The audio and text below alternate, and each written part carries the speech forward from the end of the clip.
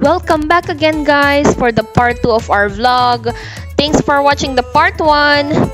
And in this video, we will talk more about Rene's CAP experiences and work experiences as an aged care nurse. So keep on watching. Enjoy!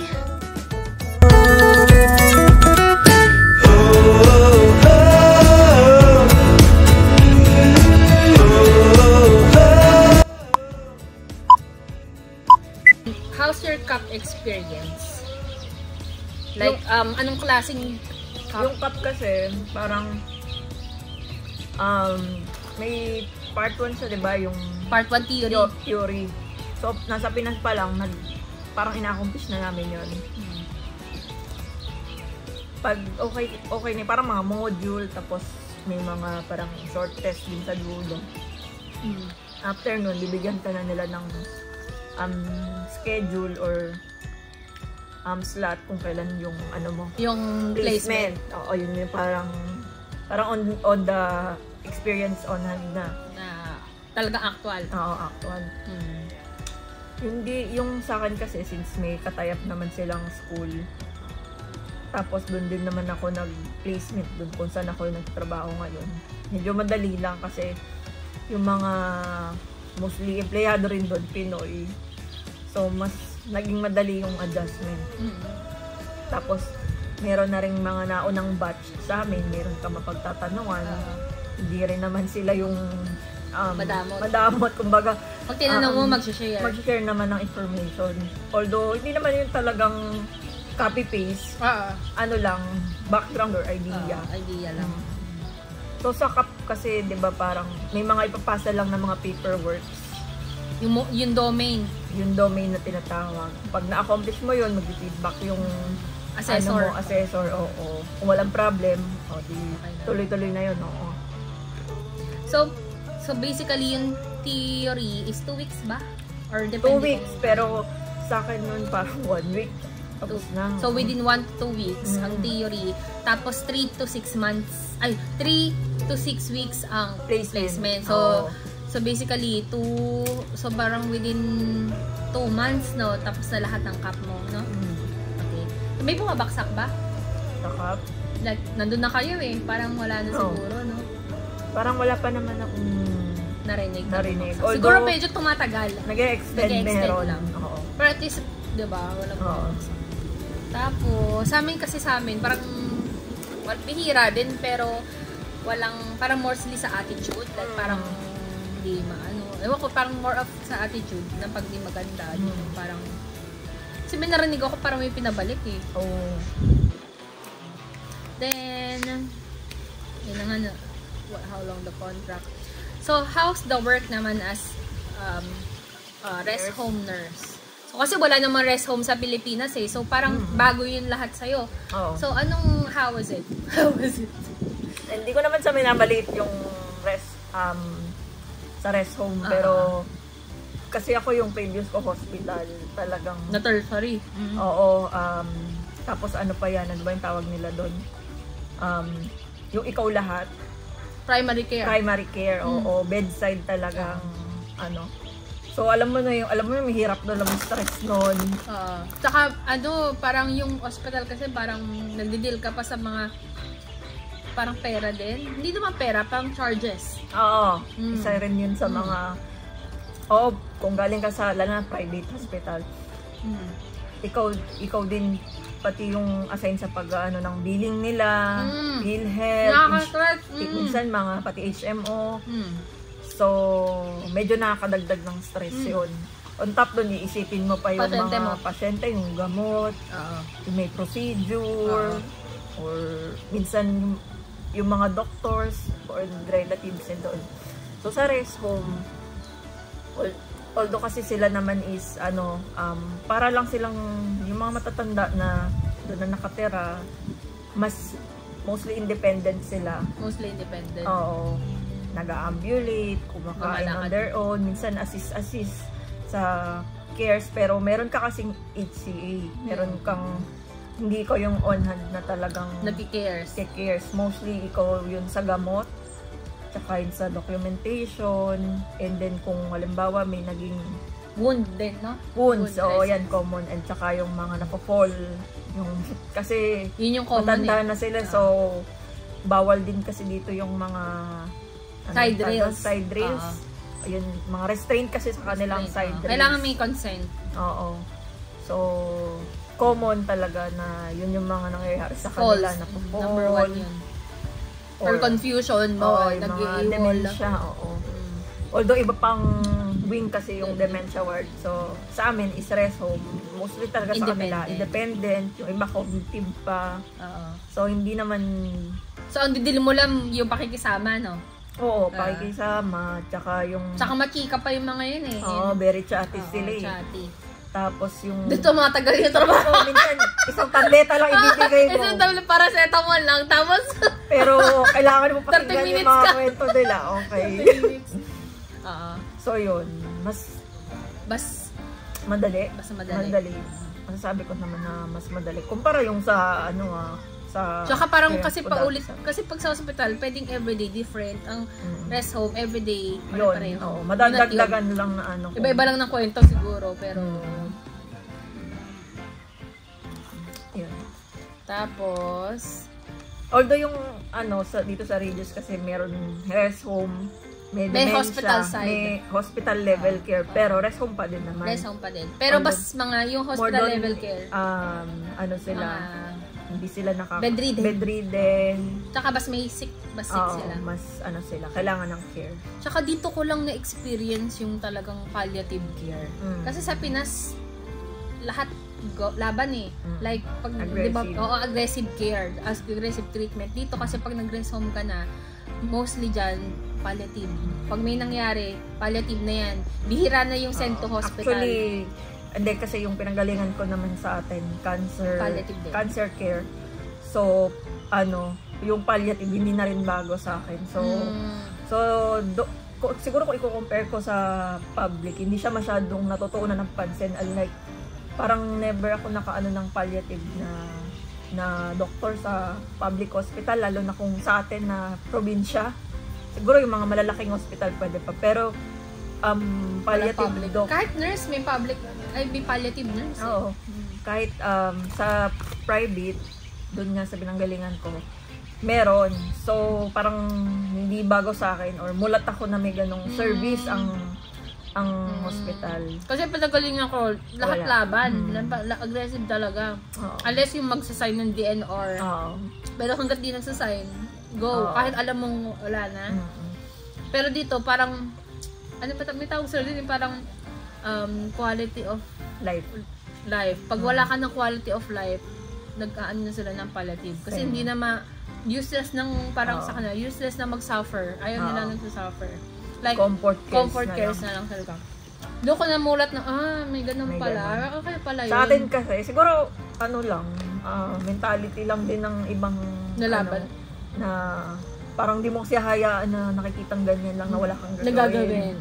Sila dito, kahit wala kang ginagawa, basta dapat gusto nila komportable. Kasi dito naman kasi, ang lifespan nila, talagang ang haba, talagang 90-100. Talagang naano mo yung buhay. Oo. So pag nag-90 ka na, para palliative na natin, huwag natin yung laban. Di ba? Ganun sila. Okay, so do you recommend your agency to Oo, sasabi ko naman. Although kasi nga yung time na to, parang na-stop na rin yata yung hiring nila dito. Kasi parang meron ng... Napuno na. Oo, napuno na. May pool na ng nurses. Kasi kung titignan mo, kung lahat kayo contract ng 2 years, hindi parang for 2 years wala silang gagawin, di ba? Kasi napuno na. Although, alam ko, meron naman silang ibang available, pero ibang lugar, ibang country na. Ibang country? Oo, marami kasi dun eh. Kala ko sabihin mo, ibang rest home na. Hindi. Parang meron ibang area. Silang, alam ko, may UK or US. Iba-iba din, oo. Tsaka parang hindi lang nurses, marami rin silang job na ano. So, pag gagawin nila yung pathway mo, hindi na available yung agency mo, parang gano'n. Siguro as kasi, of now, nag-stop na sila ng hiring dito. Pero, kumbaga... Pero in the future, pwede? Pwede pa siguro, oo. Tsaka yun nga, iba na rin kasi ang process ng nursing council, diba? Ngayon kasi wala ng cap. No. So, parang mag-e-exam kung halimbawa, nagpo-process ka pa lang, mag-start ka pa lang, Alam ko iba na hindi na yung mag-exam ka pag-IS. na. Hindi na siya cut. Oo. Para nag-stop sila last ata nitong December. Oo. Tapos simula na ng January. 2024, iba na talaga. Ano na, mag-exam ka na. Oo. So, anong masasabi mo sa chips? Sarap diba? Parang fine. Ano, alam mo, dito lang talaga rin ako nakakain ng Chips. yung quality na ganito. Akala ko kasi yung Lays, parang sarap na ako doon eh. Parang may mas, ano pa pala. Nipis oh. Quality. Nipis niya sa crispy. Tsaka alam mo yung healthy sila dito. Hindi sila maano sa preservatives. So, from the rate mo tong dalawang to. From 0 to 10. Siguro mga 8.5. Yung mga 9. 9 sa iyo. Okay. Tapos, buksan ng dami. Okay lang, buksan lang natin ng buksan. Tapos, itago mo na lang yung tira. So, ngayon, bubuksan ko ay snacks. Nuts, roasted. Mahilig din sila. Ito yung isa sa mga mahilig nilang papakin, mga nuts.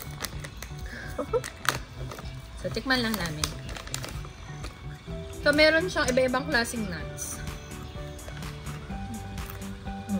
May almonds, may ordinary nuts, may antag dito. Kasoy? Parang kasoy. Cashew. Tapos, titikman ko rin tong chocolate drink nila. Para ma-rate namin mamaya. Okay. So, any tips? So, yun na, NCRN ka na. Any tips? May sabi ka ba? Advices? Parang applicable naman sa lahat ng OFW na. Siyempre, yung homesick, isa sa mga challenges yan. So, yun. Ano talaga eh, parang lakas ng loob. Homesick sa family, family, oo. Tapos, maganda rin na makahanap ka ng mga support person kasi mga kaibigan dito sa masasabi mong family sa New Zealand. Kahit sa ibang bansa din. Oo. Oh, meron naman na ano pa ba? Okay. Tapos yun, pahinga. Kasi hindi rin naman pwede na tuloy-tuloy yung work. Oo. Bigyan mo, i-reward mo rin yung sarili mo paminsan-minsan.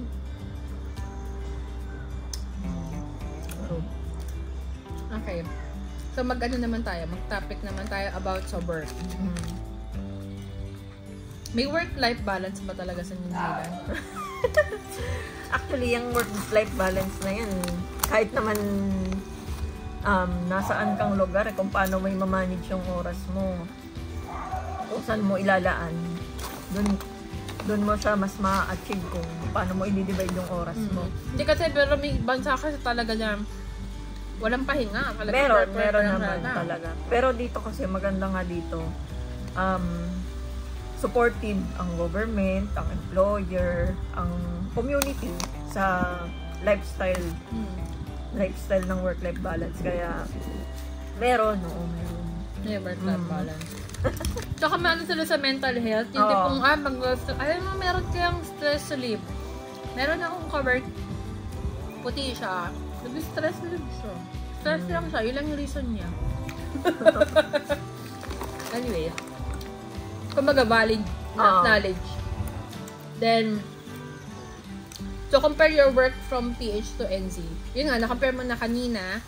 Pero anong major difference ng tingin mo, aside sa area na rest home and hospital, pero yung siguro difference ng responsibility, ng bigat, and siguro, syempre, kung i-compare mo naman talaga ang hospital at ang rest home, mas primary care lang si rest home. So, hanggang EDLs, no? Limited lang yung kaya mo rin maibigay. So, kung di na kaya, refer na sa hospital. Send to hospital na kaya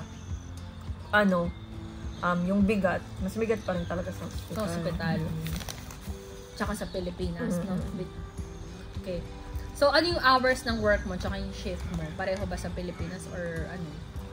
Sa Pinas kasi noon, lalo na nung dalaga pa ako, may mga night shift pa ako noon. 8 hours lang siya, pero yung 8 hours parang nagiging 12 hours. Magiging 12. Nawa ng bayad, no? Oo, yun yung anong tawag natin dyan? Parang reality na OTY kung tawagin. OTTY. Kasi nga, hindi naman talaga mababayaran yung OT. Hindi naman din kasi lahat ng hospital ina-acknowledge na extend ka ng ganyan. Unless mabalid mo na talagang pero kasi tayo, tinrain tayo na okay walang lang. tatapusin. Parang tatapusin mo, wala kang iwanan. Wala kang papasa. Wala kang papasa. So dito, mas maluwag sila dito. Kung hindi nagawa sa shift, pwede sa the next shift. Walang pressure, walang... Oo. Alam mo yung sinasabi sa akin, kasi sa hospital ako ngayon, yung sinasabi ng manager namin, kaya nga tayo 24-hour service eh. Kasi hindi mo yun magagawa sa 8-hour shift. So, okay lang ipasa. Unless like emergency na kailangan ng gawin mo na yung mga stat orders. Pero yung mga, minsan nga, diba, nakwento ko before, blood nga eh. So, after break tayo mo. Pagka break mo, saka ka na mag-transfuse ng blood. Pero syempre, yung blood naman niya, hindi naman super critical. Like, parang okay lang. Hindi siya nagbe-bleeding. Hindi siya emergency blood transfusion. So, kami, pwedeng, sige, after break mo, saka ka na mag-blood. Sa Pinas, basta may blood ka na, transfuse mo na yan. Ganyan. Parang, ba't hindi mo pa na-hook yan? Oo, ba't di mo pa kanina pa available yan. Oo. Sa Pinas, ikaw bahala mag-decide kailan. Pero meron din kasing emergency blood na parang kailangan transfuse mo na. Yun naman. Saka dito, diba, parang yung doktor pa yung may hiya sa'yo na. Oo, na pwede bang, sa atin. Ayun pa yung isa, may ganun sila. Oo. Hindi man natin binabash ang mga doktor or... Saka hindi natin nilalahan. Oo. Pero may ibang... Meron talaga. Baka di pa to na-start. Oo, boss. Pero dito, may equality. Yun yung masasabi ko, may equality. Saka sila pa yung makikiusap sa'yo. Pwede ba? Sorry pa yan. Kasi po. So, yun nga, nagsabi ka na so yung hours mo parang same lang sa Pinas, pero sika nag-night shift dito, diba? Like, hindi, kasi parang yung dito ko is morning and PM lang. Morning and PM yung lang. mga panggabi namin, permanent. yun talaga yung linya nila. So, hindi sila narorotate na. Hindi rin sila nagbo-morning. Unless mag-grab sila. Pero may choice ka na gusto ko night shift. May choice kang gano'n. Siguro pwede kang mag-request, pero kung ikaw as nanay or mas okay pa rin na. Pangarap yung wala night shift. So, ikaw is morning and PM. Morning and PM. Ganda nun. Oo, tsaka on time ka nakaka-uwi. Tapos yung mga OT dito, nababayaran? Like, basta... extend ka na, about 30 minutes, 1 hour, binabayaran yan. Ibabayaran naman nila, basta inform mo yung on-call or kung sino yung duty na manager. Kasi na mag-OT na nag-extend ka. Kasi sa amin, sa hospital, si Perez ko, sinusulat lang namin, bawa, ayun, meron din kaming gano'n, parang communication book. Pwede mo ilalagay mo doon na nag-extend ka or bakit ka na late ng uwi kung may nangyari na hindi naman natin minsan maiiwasan na parang end of shift, nagko-close ka na, then biglang may nangyari. May incident. Yun.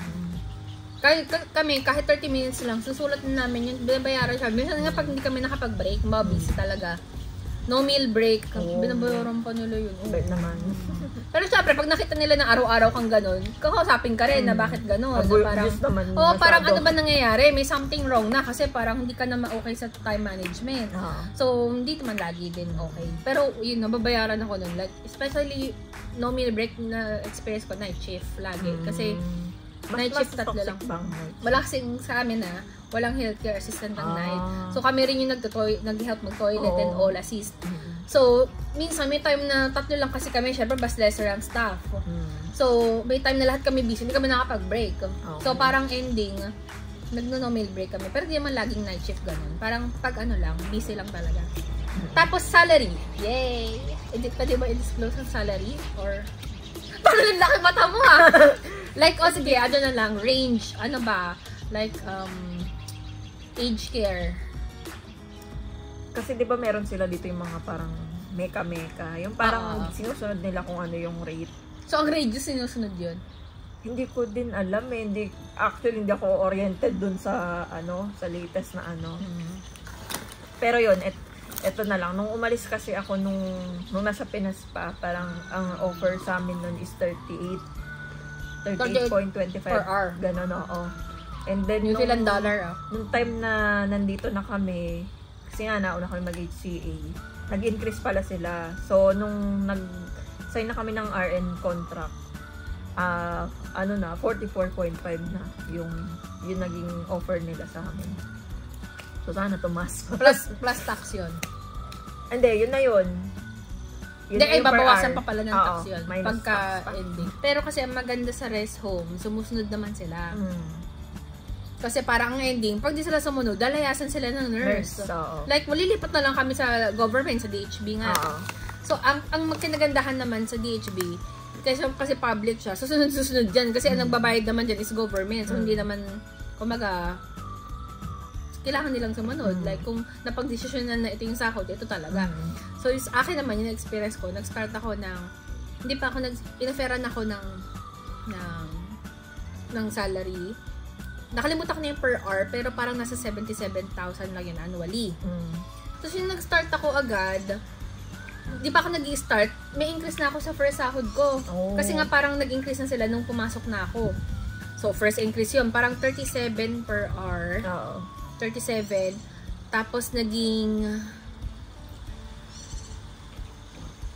45. After mga within 6 months lang ata, naging 45. Yun na ata yung sumunod na kayo noon, 44. Tapos, parang last year, nag-increase siya ng 49. So, ngayon, 49 na. Tapos, ngayong April 1, mag-51 na. Baka na. Kalakip na yun yung tax kasi. Tapos, ano yun? Pero kasi yan, kasi ilang years ka na rin dito. 7 years ng, hindi, depende yun sa Mecca. So, level 7 yun. Pero ang depende, pag new grad ka, pasok ka sa new grad, level 1, level 2, level 3. Experience mo. Since ako, meron na akong pag-total na 10 years experience na, as a nurse. So, 10 years, and anything kasi na above 7, step 7 siya, like level 7 siya. Hindi ba yun dahil na ilang years ka na dito, yung experience? So, in-include na experience? Oo, in-include nila yun. Yun ang maganda sa New Zealand. Kasi in-include nila yun. Kasi kung New Zealand experience, rest home lang experience ko dito sa New Zealand na 1 year, tas yun na. Pero yung nangyari, dahil nga 7 years yung experience ko nung nag-start ako sa DHB, na-consider ako ng level 7. Yun yung parang maganda rin dito kasi, kumbaga kung i-rate nila yung seniority mo or yung experience mo, isasama nila pati yung sa previous. Pinas, So, parang din pumasok ako sa DHB, step 7. Pero ang ano nun, may ceiling kasi, parang level 7 lang. No, so anything above 7 years na experience, yun na yun. Meron akong ka-work, 30 years na siyang nurse, level 7. So, pare-pareho kami ng sahod ng level 7. Yun, may ceiling siya. Unlike alam ko sa mga like SG, alam ko depende sa years of experience mo. Or ewan ko sa ibang UAE. Pero yun lang ang ano dito, may ceiling. So, kung lilipat ka man ng DHB, level 7 yun. Not bad na din kasi parang halos yearly naman may increase din no? Kasi nga nilalaban ng organ. Yun maganda. Tapos sumusunod kasi ang DHB kasi nag-rally talaga sila dito. Talagang may rally. Minsan nga, nagtatanong pa yung natawa ko. Share ko lang, yung manager ko sa Berka, kasi parang sa amin, sa amin, parang rights namin yun na umattend sa rally. Sabi niya, sino sa inyo ang attend ng rally? Sabihin niyo sa akin, kung duty kayo, sabihin niyo sa akin para alam ko ang off duty ko. At alam ko, ba't ang supportive? Sa rally Na-all. Oo. At sabi niya, ikaw na hindi ka magra-rally, di ba? Kasi hindi man ako maano sa ganun Yun, maganda nga dito.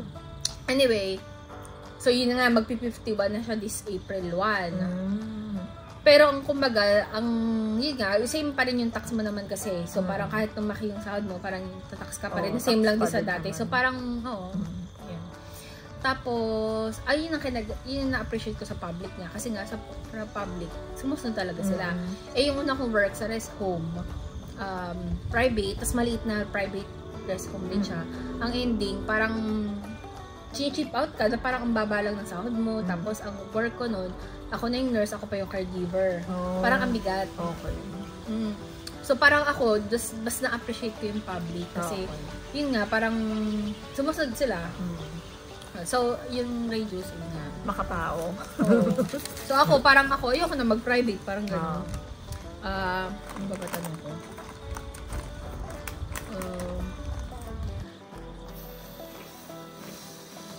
Pros and cons about your job. Or tsaka benefits. Nakikita ko sa'yo na benefit na parang part is yung night shift. Yung hindi ka nakapag-night shift. Tapos, ano pa ba? Yun nga, pagka hindi ka sa hospital, medyo busy and parang aggressive treatment. Pag sa rest home, medyo may pause, parang slow ba? Although, hindi rin naman lahat. Depende rin sa resident. Minsan kasi kahit not for resus, pero ang POA or ang family is gustong isend kasi every time na may update sila, gusto isend pa rin naman. Although, kahit naka-assign na palliative. Although, naman, tawag dito, kung ano pa rin yung end na decision nila, yun pa rin yung sinusunod. Yung sa EPOA. Oo. Paano kung ayaw ng pasyente, pero... Nangyayari yun na kung activated yung EPOA nila, yun pa din, kahit sa mismo. Pero kung ang mismong resident is capable pa mag-decide, yun, sinusunod. Okay. So sila pa rin ending. Okay. Kasi mag-activate lang naman ng EPOA pag hindi na kaya. Okay. So may patient pa rin talaga. Although bihira namang mangyayari. Minsan na magkaya, no? Oo. Kasi from the start na pumasok sila sa rest home, ini-explain na sila sa kanila yung mga parang mga cares na legals kasi. Oo. Cares na pwedeng i-provide tsaka yung limitations. Oo. Kahit sa hospital may ceiling of care na parang for resus, for CPR lang, for inotropes, or for ICU, may ganun din sa hospital. Para alam mo yung saan ka lulugar. Pag nakita namin DNR, tapos may nangyari, inatake, alam na namin na hindi namin resu, like food resus. Okay, so, do you recommend your job? Like aged care nurse? Oo naman. Ano pa rin? Parang pang family siya, no? Bagay siya sa mga pang nanay, no? Di ba? Kasi parang chill. Parang ako kasi from hospital na experience, then napunta ako sa rest home. Parang ano ba yung tawag yun?